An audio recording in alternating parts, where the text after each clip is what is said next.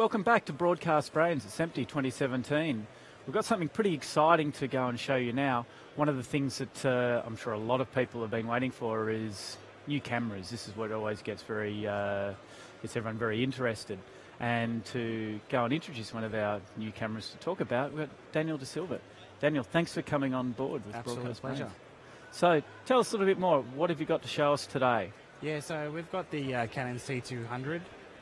It's a new Canon cinema camera. It's the latest one to their lineup. What's really exciting about it, I suppose, is the new cinema raw light. Everyone's keen to figure out what that is and how good that is. Canon have introduced some new features to the camera and ergonomics as well. So yeah, it's been a really exciting camera to get my hands on. So you've been a previous Canon camera user. Tell us what you've been using over the years prior to using the C200. Yeah, so I'm fairly new to the industry. I came around when the C100 Mark I. I actually bought my first camera from Videocraft from Simon in Melbourne. Then progressed to the Mark II when that came out. So that's treated me really well. As my business has grown, we've moved up to the C300 Mark II and use that quite frequently as well.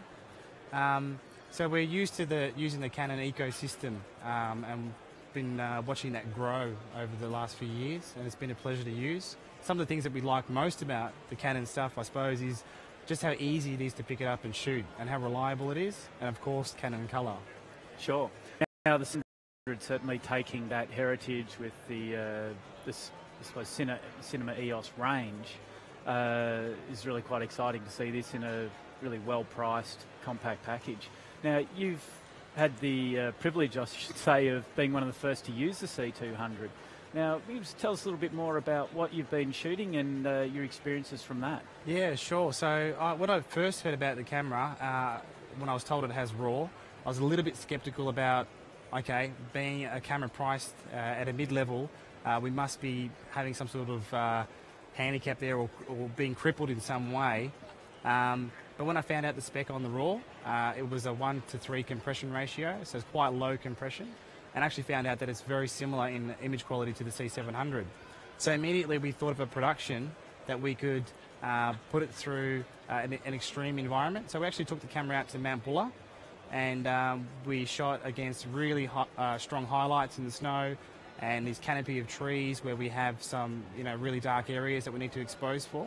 So we wanted to really push the latitude of the camera, and we also wanted to do another scene which was a low light scene as well. So still high contrast, but lots of blacks, lots of shadows to see how the RAW would perform in those areas. So we've been working on a production that was 3 days, 3 completely different environments, and we put it up on a drone. We use it for handheld use. We put it on our remote control RC car. Lots of live action. So yeah, we're really, really impressed with how it works and the autofocus, as well as some of the cine lenses. Sure. Now, you talk about the new RAW light that we've got with the C200. So from a grading perspective, what were you using to do the grading? Well, funnily enough, we're a small production team. So generally we don't have an edit suite where we can sit there and grade something over a period of time. A lot of the work that we do, we actually turn out quite fast. So we actually use a combination of DaVinci for some projects, and for the project that we did recently, because we had limited time, we did all the grading inside Final Cut 10. And so we have a whole bunch of base LUTs that we've created for C-Log 2, and we applied those onto this camera, onto the RAW light, and it all plays really, really nicely.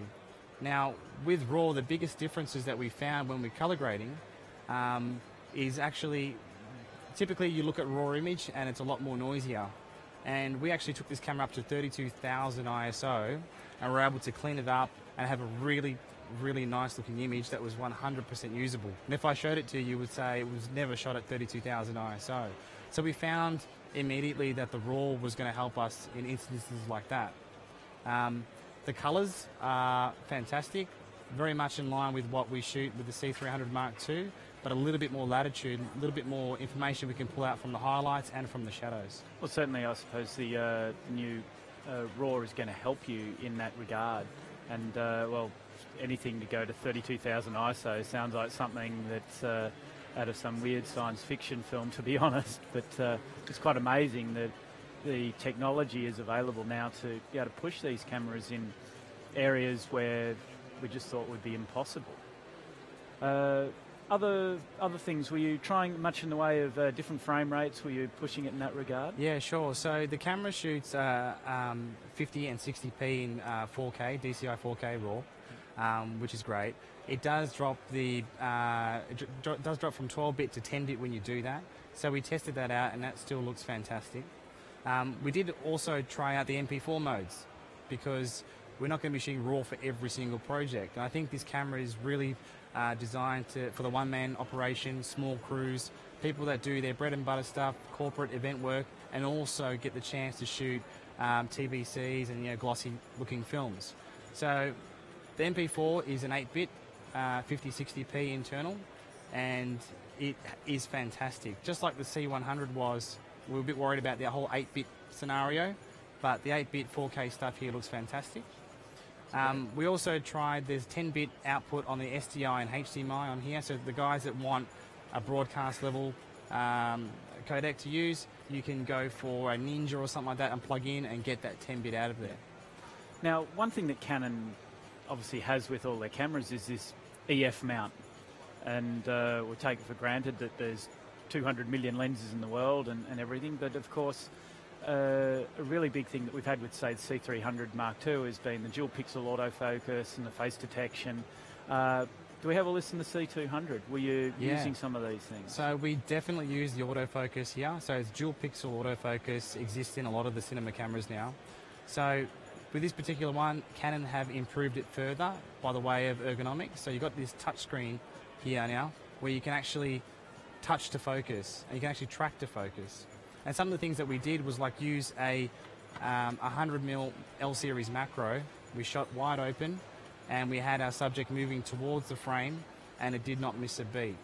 So having features like that are actually reliable, because we know autofocus is a little bit frowned upon in the industry, but I think there are exceptions and when you can use it, and the film that we shot definitely demonstrated some of those. Well, sure. I think also we have to be aware of the fact that everyone wants to go and shoot with the iris wide open, and the fact is when we're dealing with such a shallow depth of field, especially in moving shots, it is hard. And when you're a one-man band, you don't have a focus puller to be tracking it the whole time, so you need a helping hand, and Canon's autofocus with their EF lenses is really one of the best.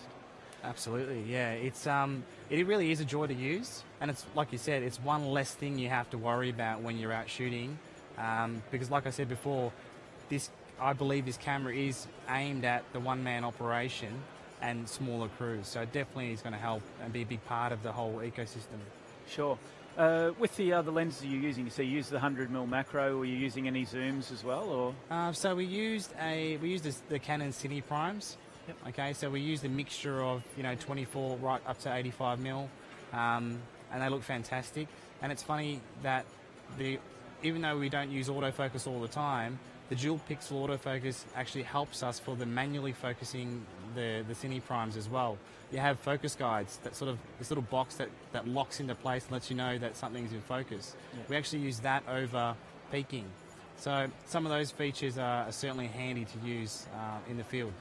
Well, I suppose from my point of view, you wouldn't really think about, we're using the autofocus markers to help you with a fully manual cine lens. So I suppose that becomes a new feature that comes on board because of the other technologies available with the autofocus, which is great.